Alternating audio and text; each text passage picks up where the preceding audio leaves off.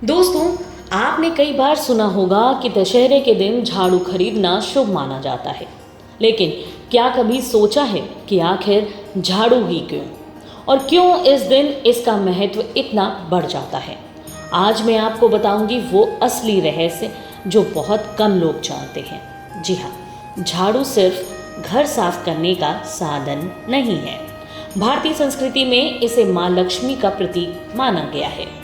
माना जाता है कि जैसे झाड़ू से घर की धूल मिट्टी निकल जाती है, वैसे ही यह हमारे जीवन से दरिद्रता और नकारात्मक ऊर्जा को भी बाहर कर देती है। लेकिन दशहरे के दिन झाड़ू खरीदने का असली कारण महज सफाई या परंपरा नहीं है। इसका सीधा संबंध अश्विन मास की ऊर्जा और शक्ति पूजन से जुड़ा हुआ है। जी हाँ, कहानी है कि त्रेता युग में जब भगवान राम ने रावण का वध किया, उस समय धरती से तमाम नकारात्मक शक्तियां खत्म हुईं। उसी क्षण से दशहरे को बुराई पर अच्छाई का जीत का पर्व माना गया और झाड़ू उस जीत का प्रतीक है, क्योंकि यह भी हमारे जीवन से सारे नकारात्मकता को साफ कर देता है। शास्त्रों में तो यह भी उल्लेख मिलता है कि झाड़ू को माँ अलक्ष्मी यानी दरिद्रता से जोड़ा गया है।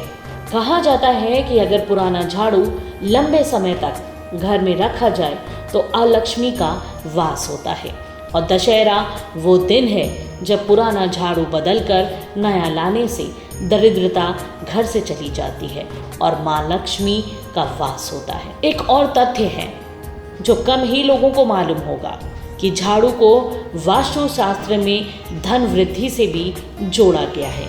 इसलिए दशहरे पर झाड़ू खरीदना केवल परंपरा नहीं, बल्कि घर में लक्ष्मी को आमंत्रित करने का संकेत है।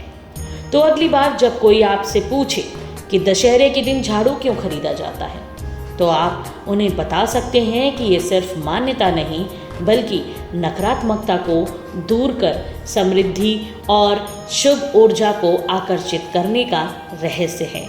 तो दोस्तों, क्या आपने कभी दशहरे पर झाड़ू खरीदा है?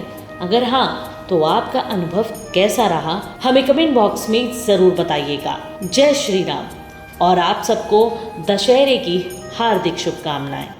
धन्यवाद।